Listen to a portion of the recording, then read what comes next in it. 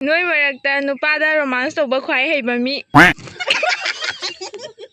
Te hangmadana pat handana leire sidai handana. Ibani ki question mabani moi humna semba haitaba haja nang yaningbra. Sibu aingona namba sibu kanana yaningbra. Lai leng thore hoji kai gi khangidre. Lai kai mi loi ye thore. Suning dabi.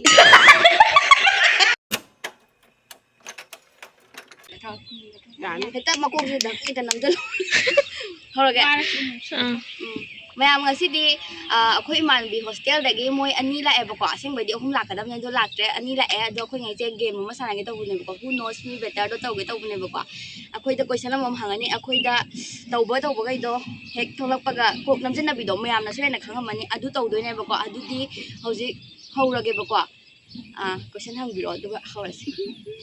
hoji haurage question tara hangna do ne ai khoi da tara moy ba ni gi so khoi hek loi baga mu tau do ne ba moy ani gi tara adai di aku gi tara adu hoji haurage ko ngai haki mamang da tum hogolak pada thumya e hairak pado kanano nawa do na to no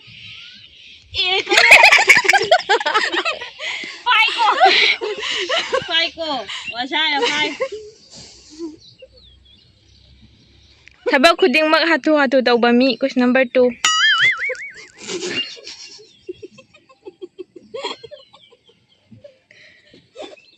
Noi ahong gi marakta yaw khwai theng ba.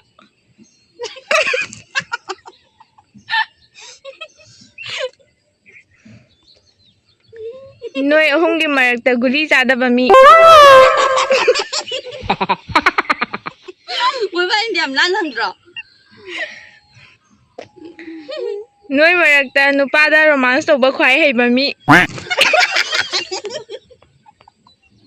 Mana sema question ni ko.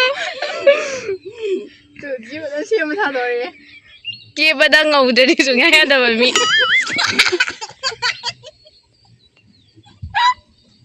Fazana mo Ni ina. kadang ko Mirak tin khala ga ngau chun jo hengat pa mi. Kai no nam na sunang kitai na. nung ni ya Nisa ja se haibada no mata no haida ba mi.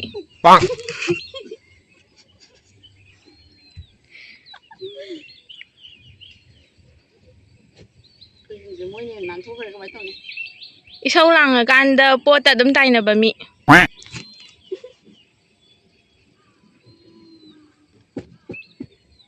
Wang chau bi to lai na bi kan. Loi question. rồi đấy em họ dính lôi rồi quay hung kìa mua anh đi kiểu cầu có hậu rồi khơi hung thì chỉ cái đàn nông kìa Chao. Con gì ai? cái đàn này khơi như là mấy mấy năm mươi ngàn đi Phải sau đừng quá mà lẽ. nó ngon quá ngon cái đi cái này nằm trên lục à ok adudi moy ani ke mo hawra ke ko hoje adudi moy ani di hawra kanda mo uchara age Cái hai ngao đừng nó ngao. man bi channel sida yawe ui Yaw re hau re nam Gari no hai di sibo. Ibani gi try na mutare ba ko. Moy humna amana namjan na ba ngai le amana phone kan na me amana question hangage na taw lai re. Laman khundore laman khundore moy ani namjan luwagi ibani ju dai question hang mo ro. hawrti dap yam kan ba kanano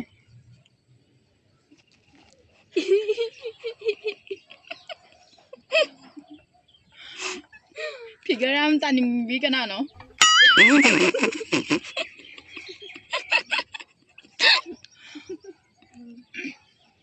moy ani ki makta khwai lai tan mas kanano Yang tan ba. Kana ba ya wa hang ni du mo ro. Ai tan lai ba ya di. aphau ba sa ba pa ma kanano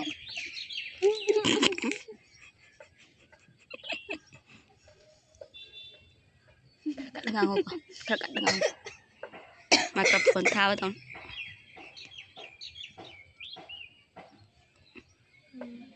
ꯈ꯭ꯋꯥꯏꯗꯒꯤ ꯏꯔꯨꯖꯅꯤꯡꯗꯕꯤ ꯁꯤ ꯀꯅꯥꯅꯣ ꯏꯔꯨꯖꯅꯤꯡꯗꯕꯤ ꯁꯤꯒ ꯑꯃꯗ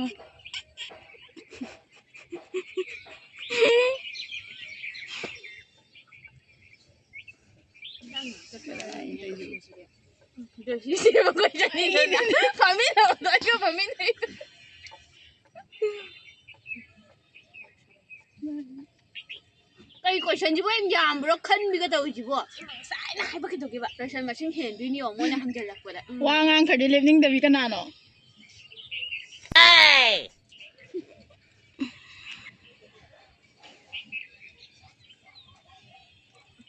question mà sai lại thôi đúng là gì class ꯈ꯭ꯋꯥꯏꯗꯒꯤ ꯂꯥꯛꯅꯤꯡꯗꯕ ꯁꯤ ꯀꯅꯥꯅꯣ thì hay vậy hay đó cái gì cái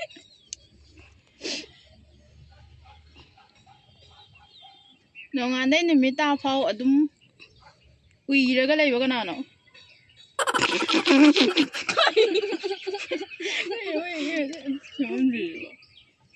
ai không đi hay nặng thay nó anh hay rồi hay bao nhiêu trọ người cần ăn tân đi à rồi mi đi ta là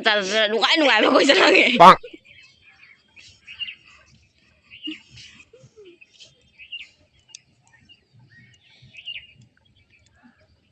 mới question ꯈꯪꯗꯦꯕꯣ ꯀꯔꯤꯅꯣ ꯈꯪꯗꯦ question mấy cái question này đó là gì bữa mà chân cười ꯑꯁꯦꯡꯕ ꯀꯩꯅꯣ ꯈꯪꯗꯦ ꯃꯥꯗꯤ ꯀꯣꯏꯁꯟ serial ꯅꯥꯏꯅꯁꯨ ꯈꯪꯗꯦ ꯇꯤꯛ ꯇꯤꯛꯀ ꯈꯣꯠꯇꯅ ꯇꯧꯔꯒ ꯀꯥꯜꯂ ꯍꯪꯉꯦ ꯂꯩꯔꯝꯕꯩ ꯑꯣꯏꯅꯦ ꯑꯗꯨꯒꯤꯅꯦ ꯍꯪꯉꯛꯏꯁꯦ ꯀꯣꯏꯁꯟꯗꯣ ꯆꯞ ꯃꯥꯟꯅ ꯂꯩꯔꯝꯕ ꯑꯗꯨꯒꯤꯅꯦ ꯃꯣꯏ ꯑꯅꯤ ꯃꯁꯛꯇ ꯀꯅꯥꯅ ꯍꯦꯟꯅ ꯃꯁꯛ ꯐꯖꯩ năm ngoái cái gì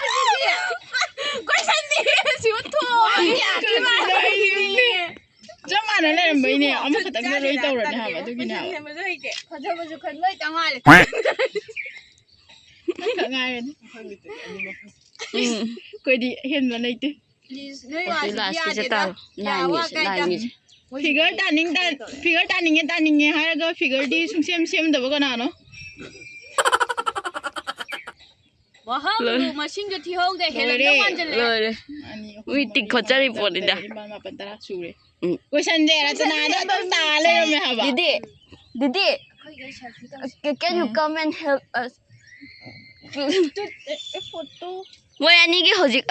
ꯍꯥꯏꯔꯣ ꯑꯩꯈꯣꯏ ꯑꯅꯤꯒꯤ ꯍꯧꯖꯤꯛ ꯂꯣꯏꯔꯦ ꯑꯩꯈꯣꯏ ꯑꯅꯤꯒꯤ ꯍꯧꯖꯤꯛ ꯋꯥꯍꯪ ꯍꯪꯉꯒ ꯄꯥꯎꯈꯨꯝ ꯄꯤꯕ ꯂꯣꯏꯔꯦ ꯅꯝꯈ꯭ꯔꯦ ꯔꯆꯅꯥꯗ ꯑꯌꯥꯝꯕ ꯇꯥ ꯂꯩꯔꯝꯃꯦꯕ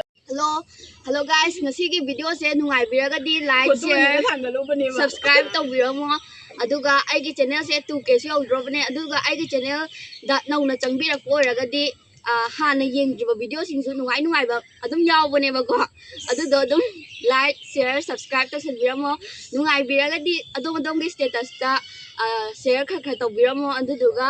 ngasi gi oiradi video se size da loisinjarage khoi mangana kolona khunjari Tara semo haraga tarani thoi seme question ni tara semo haire duga sidai je question kya nom semjallaga tarani thoi hangma me pat le hangbadana pat handana leire sidai sidana adudi hangma mi da taino khoba moi ani barada yapchen bani tara sema matungda mana ꯑꯗꯣ ꯀꯣꯏꯁꯟꯗꯣ ꯅꯣꯏ ꯅꯪꯉꯣꯟꯗꯅ ꯑꯌꯥꯝꯕ ꯇꯥꯔꯦꯕ ꯑꯗꯨꯗꯨꯒꯤ ꯑꯩꯅ ꯑꯃꯃꯝ ꯍꯥꯞꯆꯤꯟꯕꯤꯕꯅꯦ ꯍꯥꯏꯕ ꯇꯨꯜꯁꯤꯒꯤ ꯍꯥꯞꯄꯅꯦꯕ ꯁꯤꯅ ꯋꯥ ꯉꯥꯡꯒ꯭ꯔꯗꯤ ꯂꯦꯞꯀꯟꯗꯕꯤꯁꯦ naton kat pauta ꯄꯥꯝꯃꯨꯏ ꯁꯤꯅ ꯉꯥꯏꯈꯣꯕ ꯇꯩꯅꯁꯦ ꯑꯗꯨꯝ ꯅꯣꯏ ꯑꯅꯤꯒꯤ ꯃꯔꯛꯇ ꯌꯥꯝ ꯇꯟꯕꯁꯤ ꯀꯅꯥꯅꯣ ꯁꯤꯕꯨ ꯑꯩꯉꯣꯟꯗ ꯅꯝꯕꯁꯤꯕꯨ ꯀꯅꯥꯅ ꯌꯥꯗꯦ ꯇꯩꯁꯟꯒꯦꯁꯦ ꯍꯥꯏꯕ ꯑꯕꯦꯔ ꯃꯅꯝ ꯅꯝꯕꯅꯦ ꯍꯥꯏꯕ ꯁꯤ ꯅꯝꯃꯛꯄꯗ ꯑꯩ ꯉꯁꯥꯏ ꯅꯝꯃꯦ ꯍꯥꯏꯕ ꯃꯣꯏ ꯑꯅꯤꯁꯦ ꯄꯦꯜꯍꯧꯗ꯭ꯔꯦꯕꯀꯣ ꯑꯩ ꯇꯩꯗꯤꯁꯨ ꯏꯁꯥꯗ ꯇꯩꯅꯤ ꯄꯦꯟꯅꯗ꯭ꯔꯦꯕ ꯑꯗꯨꯗꯨꯒꯤ ꯇꯩꯅꯗꯣꯔꯦ ꯑꯃꯨꯛ ꯇꯩꯅꯔꯣ ꯌꯥꯎꯁꯪꯁꯦ ꯌꯥꯎꯍꯧꯗ꯭ꯔꯦꯕ ꯃꯣꯏ ꯆꯂꯣ ꯅꯪꯁꯨ ꯐꯝꯃꯨꯁꯨ ꯆꯥꯎ ꯑꯁꯤ ꯖꯣꯏꯁ꯭ꯔꯤꯁꯨ ꯌꯥꯎꯍꯟꯒꯗꯕꯅꯤ ꯆꯩꯒꯗꯣꯏꯁꯦ ꯖꯣꯏꯁ꯭ꯔꯤꯗ ꯅꯠꯇ꯭ꯔꯣ ꯖꯣꯏꯁ꯭ꯔꯤ ꯑꯁꯤꯗ ꯐꯝꯃꯣ ꯃꯌꯥꯏꯗ ꯐꯝꯃꯣ ꯃꯕꯥꯅꯤꯒꯤ ꯃꯌꯥꯏꯗ ꯅꯝꯖꯜꯂꯣ ꯂꯝꯍꯦꯟꯕꯒꯤ ꯃꯃꯥꯏ ꯑꯗꯨ ꯌꯥꯗꯦ ꯃꯥꯏꯁꯦ ꯐꯖꯔꯤ ꯁ꯭ꯋꯥꯏꯗ ꯈꯛꯇꯪ ꯅꯝꯃꯤ ꯏꯒ ꯀꯩꯅꯣ ꯃꯥꯏꯁꯦ ꯃꯆꯤꯟ ꯃꯄꯥꯁꯦ ꯌꯥꯝ ꯀꯨꯠꯁꯟꯕ꯭ꯔꯣ macin mabasa nam jallu kai no yung ne tu mai se kai no mai sin yo di macin se yo di nam cái tờ này rồi má gì mà tôi đã bắt được thế nào phazadre ngai hema buti che moi se yam harau na cái biển trùng mà càng ngút magi tai da jaga jaloi tai chalo yesวันนี้เสียแล้วสินะก็ยังหัวได้จุดจ้านะ famule puto hanjira famule puto hanjira ไก่กี่ question hang bada ju jara tu มาแล้วสิมาแล้วเต่าว่ะมาสักไก่นะ la mara je mare ba aina question je khanaraga phajana tause na haire aduga bana phammaga sugai haidre มีจะต้องรวยกับการจะดูนี่ท่านี่ tu tu นี่ไหนมึงนี่นู่นนี่เสีย ibani na kan kada lauraga haidu de ไอ้ที่นู่นไอ้ที่นั่นสู้มึงจังไว้ดีไม่สวยดีนู่นนู่นชิมเอาหากับมวยเด้อมาหัวเด้อ we don't care ไม่รู้หายแบบดูมาเนี่ยหายแต่แบบไอ้เนี่ยไอ้ย่ามแบบหายดิต่อ ทำอะไรเซ่เนี่ยหุ่นด้วยนะคุณบอกไอ้หาย นี่ตุ๊บเป็ด phamo noi ba ni อ่ะคุยอีบ้านนี่กี่คุยฉันมาบ้านมวยหุ่นน่ะเสียมบ้าให้แต่บ้าให้จะนั่งยาหนึ่งบระเอาที่นี่หายจีพามินน่ะคุยกันสินะกี่บระพามินน่ะพามินน่ะเอาอีกเกมขังเจ้าตรงน่ะอ่ะไอ้หายคนเนี่ยมากี่ใครเก่งอ่ะนาตราเชน่ะนะบ้านนาโนหายไอ้นี่ชิบุยาหนึ่งบระนาตราเชน่ะเดี๋ยวดิมาเนี่ย mane มาอย่างไรกัน นะจ้าฉันนั่นน่ะบุกันน่ะแล้วก็ฉันทำดูห้องกันนะ mana ai gine na hanga triyo si ya question je ma wona hangalang ko ta boyum tre mana di ai je gyanan ta ugu da kare ya ni de ba je khang bi da ba ma ya auri moi ahum na khang bi da ba ma ya auri moi ahum na sai je da khang bi de number rồi mi vượt mi khăn đó rồi ta siang na ai di question je hangba hai gan de dui ne lai hai ta badina noi gi si gum soi je du lao ka ko soi aduga ai talle ha ba ai na mak paji kari no ai kap ninge ga ai class lak wa tan jai adu ai ya jai haraมาเสียมตันดูมีกี่ nang 50-50 ne ba nang gi tan bi ju hape ai na thabak phabi gi ju hape thau phabi de hai ngak te se thabak se thabak phabi gi ta bi go je nang nam de như gì nang miền nam gì gì la hawa la mai không bao gì đây ba ai có thể mai nam đi nhỉ tu sĩ sẽ nam đi sẽ là ta sẽ đan là bây giờ lao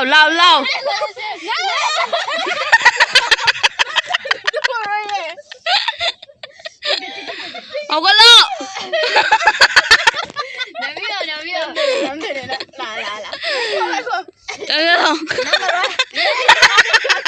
nam da ya ro ma champion da ba ji bu nam mo mai tu sĩ ba đâu na tôi là năm người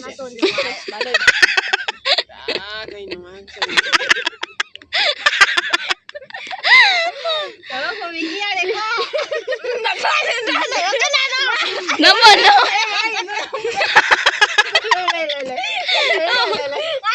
mama gigi nagsalo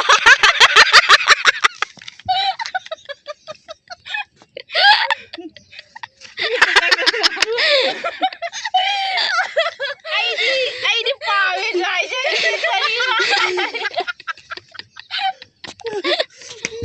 bút đi cái gì rồi bước này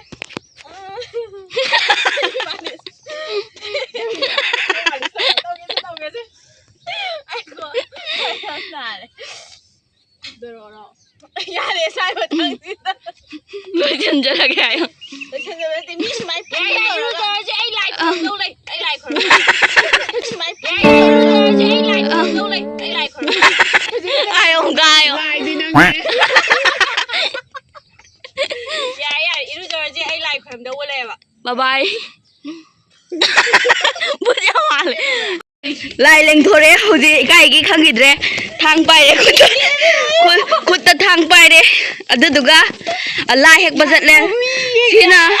lai nupa asina lai nupi tu lai nupi on lo lai lai thau lai em bi lai thau lai em bi lai thau re lai hek ba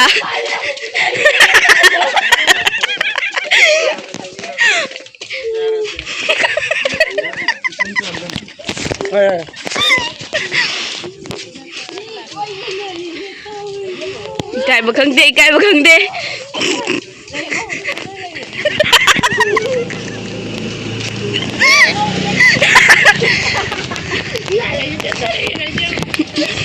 lấy cây đi lôi kia thôi chị ấy nó thuộc bên tê môi lại khôi đồng anh ấy lai khôi đồng cái gì lại khôi đồng bộ ubidri ba adu ubidra cái gì ngasi soi đó nó uba phăng cái gì adu đi mày la hết bao mũ chơi rồi kìa la hết bao nhiêu chứ anh ngà thì buồn cái chỗ này Ado ay heke ya rồi cha. ya nè lại em bina la hết cái đồ đấy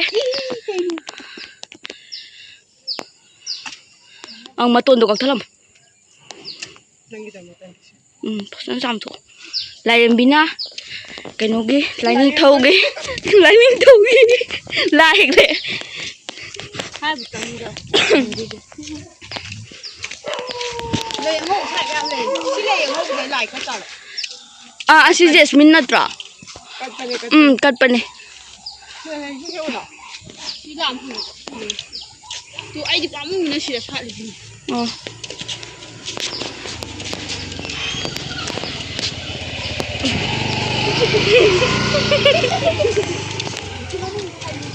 manung sih hiểu là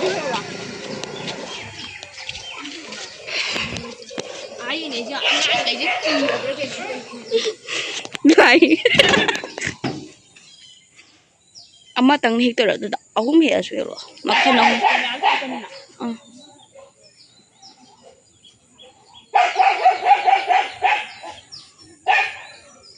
Masih thế nhở? Vào cái đây. Vào cái đây sản luôn. angang na kay gino na hangame na kay no kari super to Đây bên này. Cái nút gì?